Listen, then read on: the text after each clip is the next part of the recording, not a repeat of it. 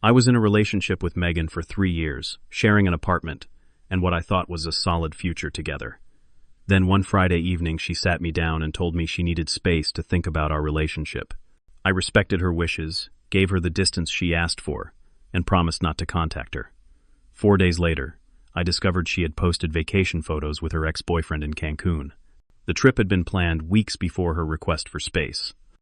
What she did not know was that her car was in my name, and I was the only one on our apartment lease. Before I tell you how I discovered what space really meant to her, drop a comment letting me know where you are watching from, and hit subscribe if you have ever been blindsided by someone you trusted. I am Axel, a 32-year-old software engineer with a good career, close friends, and some emotional scars from relationships past. Before meeting Megan, I had spent 2 years focusing on myself after a painful breakup with my college girlfriend. I had built a comfortable life, advanced in my career, and was genuinely content with my independence. Then came Amy's wedding. As the best friend of the groom, I was paired in the wedding party with Megan, a college friend of the bride. From the moment I saw her in that burgundy bridesmaid dress, something clicked. She was intelligent, quick-witted, and had this infectious laugh that made everyone around her smile. We spent the entire reception talking, and by the end of the night we had exchanged numbers. Our first date was at a small jazz club downtown. She told me about her job as a marketing coordinator, her dreams of traveling to all 7 continents, and her close relationship with her younger sister. I shared my passion for rock climbing, my work developing security software, and stories about my large, chaotic family. The conversation flowed effortlessly, and the connection felt genuine. The relationship progressed rapidly after that. Weekend trips to nearby hiking trails, cooking elaborate meals together, introducing each other to our favorite books and films. 8 months in, when her lease was ending, it seemed natural to suggest she move into my apartment. The practical side made sense. My place was larger, closer to both our workplaces, and in a better neighborhood. The emotional side felt right too. We functioned well as a team, balancing each other's strengths and weaknesses. There were practical matters we handled together. Megan had credit issues from some poor financial decisions in college, so when her old car finally died, I offered to purchase her new one in my name. It made sense at the time. My credit score got us a better interest rate, and she promised to make the payments. Similarly, I was the only one on the apartment lease since I had been living there before she moved in. These arrangements seemed inconsequential, then just logistics in building our life together. Looking back, I can see the warning signs I chose to ignore. The most obvious was her relationship with Jason, her ex-boyfriend from college. They had dated for 4 years before breaking up a year prior to our meeting. Megan insisted they remained friends, which I tried to be mature about. But the frequency of their texting, occasional lunch meetings, and his constant commenting on her social media posts made me uncomfortable. Whenever I expressed concern, she accused me of being insecure and controlling. There was a pattern I did not recognize until too late. Every few months, Megan would become emotionally distant. She would spend more time on her phone, go out with friends without inviting me, and be less affectionate. This cold period would last a week or two, followed by a sudden and intense reconnection where she would become exceptionally loving and attentive. I interpreted this as normal relationship, ebbs and flows, rather than the manipulation it actually was. As our 3rd anniversary approached, I noticed more troubling behavior changes. Megan changed all her phone passwords and began placing her phone face down whenever she was around me. She started having frequent late nights with people I had never met, colleagues from work, who suddenly became central to her social life. When I asked about meeting these new friends, there was always a reason why it would not work out. Our discussions about the future became tense. When I talked about possibly buying a house together in the next year or two, she would change the subject or make non-committal responses. When I suggested we take a vacation to celebrate our anniversary, she seemed uninterested, claiming she needed to save her time off for an upcoming work conference. Despite these tensions, I remained committed to making our relationship work. I planned date nights, tried to engage her in deeper conversations about what she wanted, and even suggested couples counseling. She dismissed the idea of therapy as unnecessary and accused me of overthinking our relationship. Then came that Friday night. I had prepared dinner at home. Nothing fancy, just pasta carbonara that I knew she enjoyed. She arrived home later than usual, seeming preoccupied. Halfway through the meal, she set down her fork and delivered what sounded like a rehearsed speech. "Axel, I need to talk to you about something," she began, her voice strangely calm. "I have been doing a lot of thinking about us, about my life and what I want. I feel like I need some space right now. Space, I repeated, my fork suspended midway to my mouth. What do you mean exactly? I mean, time to think about our relationship, about what I want for my future. I feel like I have lost touch with myself. I need to figure out who I am outside of being your girlfriend. She looked at me with an expression I could not quite read. I was thinking I could stay with my sister for a while. Just a couple of weeks to clear my head. I set my fork down slowly, trying to process her words. Is there something specific that triggered this? Something I did? No, she said quickly. This is about me, not you. I just need time to think, without pressure. And I think it would be best if we did not contact each other during this time. A clean break to really reflect. My chest tightened, but I nodded. I had always believed in respecting boundaries. If she needed space to figure things out, who was I to deny her that? How long are you thinking? I asked. 2 weeks, maybe 3. I will reach out when I am ready to talk. She reached across the table and squeezed my hand. Thank you for understanding. That night, she packed a surprisingly large suitcase for someone staying at her sister's apartment 20 minutes away. As she left, she hugged me and whispered, "This is going to be good for us. You will see." I watched her drive away in the car I had purchased, feeling a hollow sensation in my stomach that I tried to attribute to uncertainty rather than intuition, trying to warn me of what was really happening. The first few days after Megan left were disorienting. Our apartment felt too quiet, too empty. I threw myself into work, stayed late at the office, and tried to respect her request for no contact. I muted our text thread so I would not be tempted to check if she had reached out. I avoided her social media profiles, not wanting to appear like I was monitoring her during her self-discovery time. On the 4th day of her absence, my phone buzzed with a text from our mutual friend Taylor. "Did you and Megan break up? Her beach photos with Jason look pretty cozy." My hands trembled as I opened Instagram. There she was, my girlfriend, who needed space, posting photos from a resort in Cancun. The most recent post, uploaded just 3 hours earlier, showed her in a bikini on a white sand beach, leaning against Jason, her ex-boyfriend, both of them holding tropical drinks with paper umbrellas. The caption read, "Sometimes you need to escape with someone who truly gets you. Best decision ever. Number no regrets. Number living my best life." I scrolled through her profile, finding multiple photos from the trip posted over the past 3 days. In one, they were having a candlelit dinner on the beach. In another, they were kissing in front of a sunset. All of them were tagged with their location, Dream Sands Cancun Resort. My mind raced, trying to make sense of this discovery. She had not gone to her sister's place to think about our relationship. She had gone on a romantic vacation with her ex-boyfriend. The sister story, the need for space, the request for no contact. It was all a convenient cover for her infidelity. I called Taylor immediately. "I am so sorry," Taylor said when she answered. "I thought you knew. She has been posting since Monday." "Did you know she was planning this trip?" I asked, my voice sounding strange, even to myself.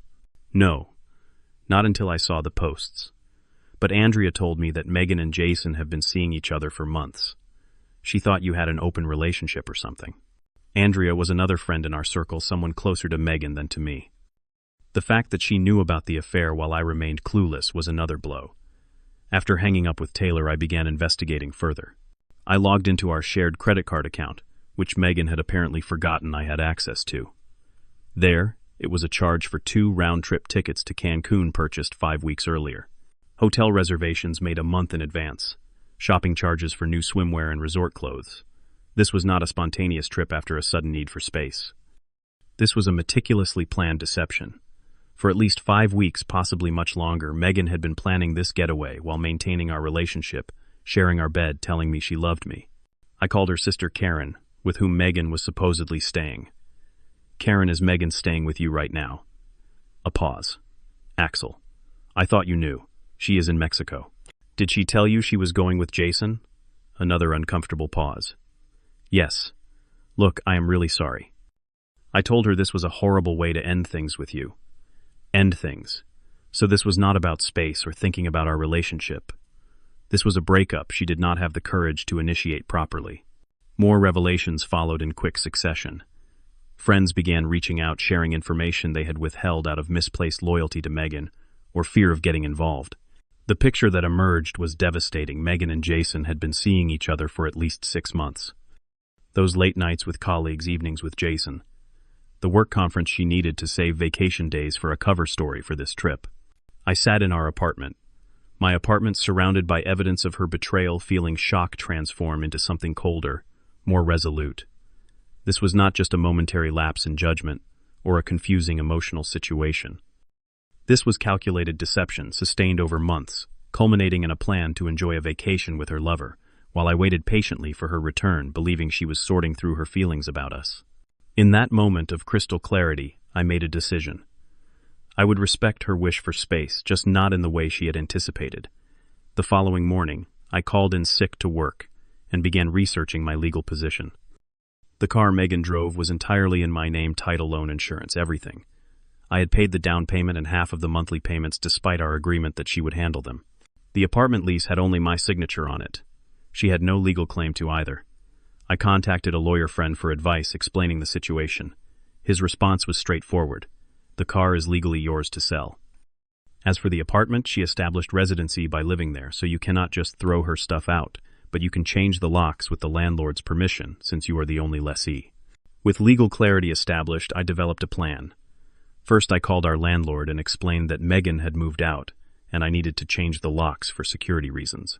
He was sympathetic and approved the request immediately. I scheduled a locksmith for that afternoon.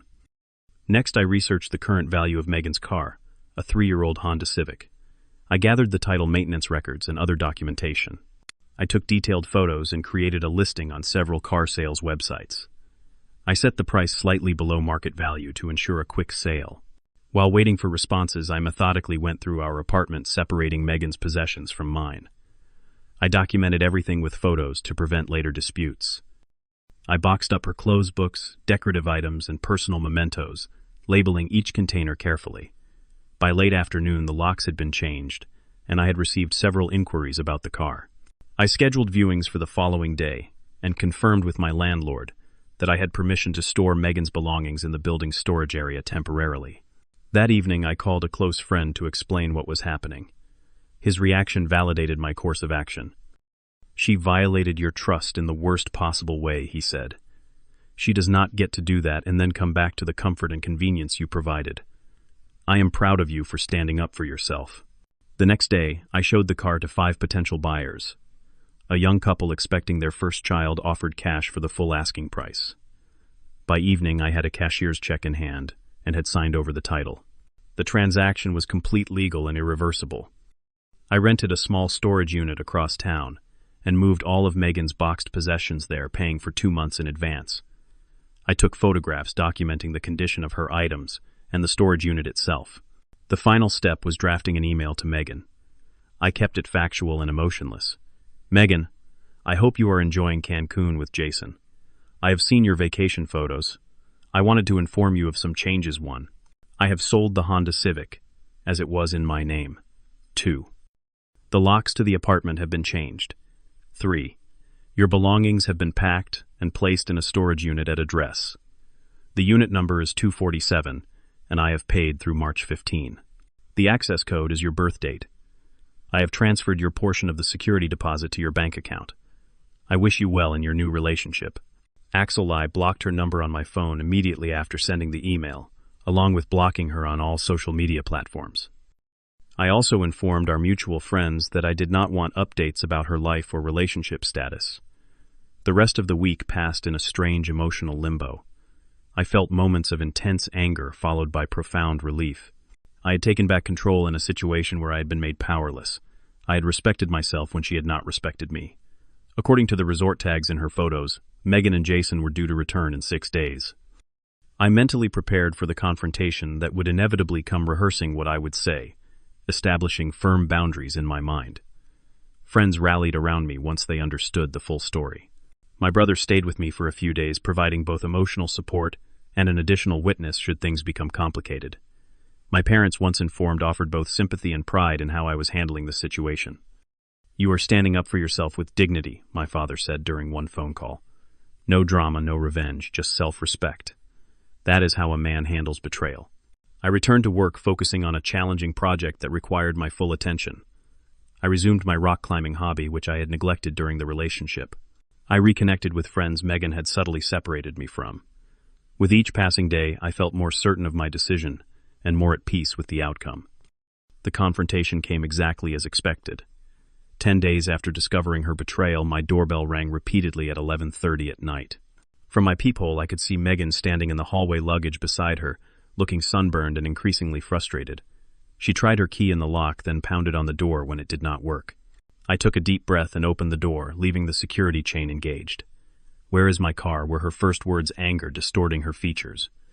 "And why does my key not work?" "I sent you an email explaining everything," I replied calmly. "Did you not receive it? You sold my car. You had no right." Her voice rose, echoing in the hallway. "Let me in, Axel. This is ridiculous. The car was in my name," I explained. "I was legally entitled to sell it, and this apartment is leased only to me. I have changed the locks with the landlord's permission." Her expression shifted from anger to disbelief. "You cannot do this. Half of my stuff is in there. Your belongings are packed and in a storage unit. I sent you the details in the email." "This is insane," she hissed, lowering her voice as a neighbor peeked out from a nearby apartment. "I asked for some time to think, and you completely overreacted. You did not ask for time to think," I corrected her. "You asked for space while you went on a romantic vacation with your ex-boyfriend. A vacation you planned weeks before telling me you needed space." Her face paled beneath her tan. "You went through my things. My personal accounts I did not need to. Your vacation photos were public on Instagram. The reservations were on our shared credit card statement. Your sister confirmed you were in Mexico with Jason. Your friends knew you two had been seeing each other for months. I kept my voice steady, factual. You lied to me, Megan. You betrayed my trust. These are the consequences." Her strategy shifted instantly. Tears filled her eyes and her voice softened. "I made a terrible mistake, Axel. The trip was a disaster. Jason and I fought the entire time. I realized how much I love you, how much I miss our life together. Please, can we talk about this?" "We are talking now," I replied. "But there is nothing to discuss about us getting back together. That is not happening. You cannot just throw away 3 years because of one mistake," she cried, the tears now flowing freely. "It was not one mistake. It was hundreds of individual choices you made every day for months. Every text to Jason, every lie about where you were going, every time you planned this trip while sitting across from me at dinner. Those were all choices." She shifted tactics again, anger returning. "Fine. I will call the police. You cannot keep me out of my own home. You cannot steal my car. The police will confirm that the car was legally mine to sell, and that I am the only person on this apartment lease," I said. "They will also confirm that I have properly secured your belongings in a storage facility, which is the legal requirement. But you are welcome to call them if you wish." Her shoulders sagged as the reality of her situation sank in.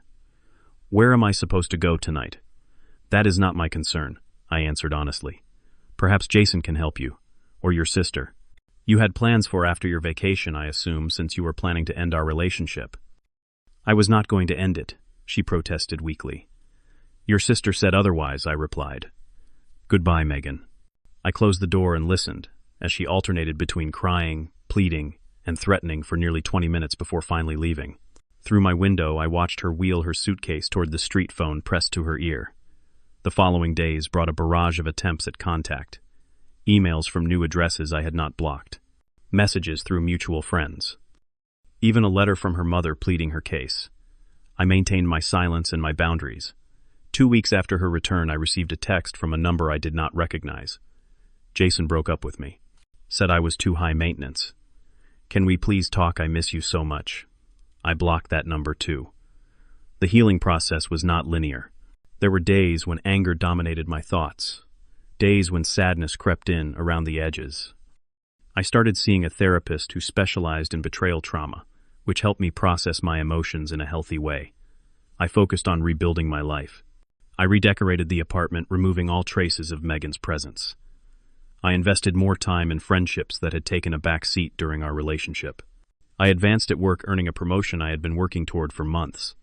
6 months after Megan's betrayal, I met Hannah at a friend's birthday dinner. She was a high school science teacher, with a passion for astronomy and terrible puns. Unlike Megan, Hannah was transparently honest, comfortable in her own skin without seeking constant validation.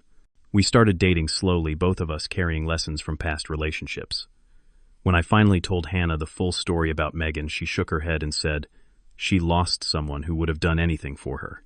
You lost someone who did not value what you offered." That seems like an uneven exchange in your favor.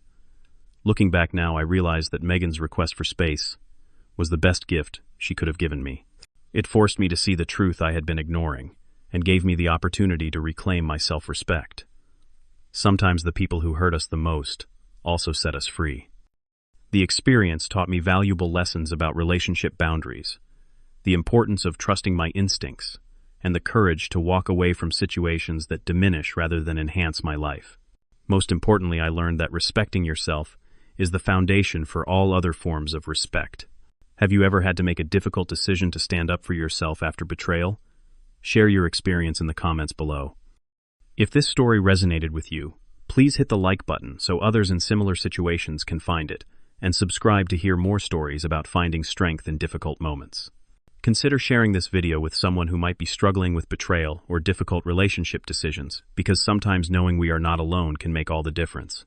Thank you for listening to my journey, and remember, giving someone space does not mean giving up your dignity.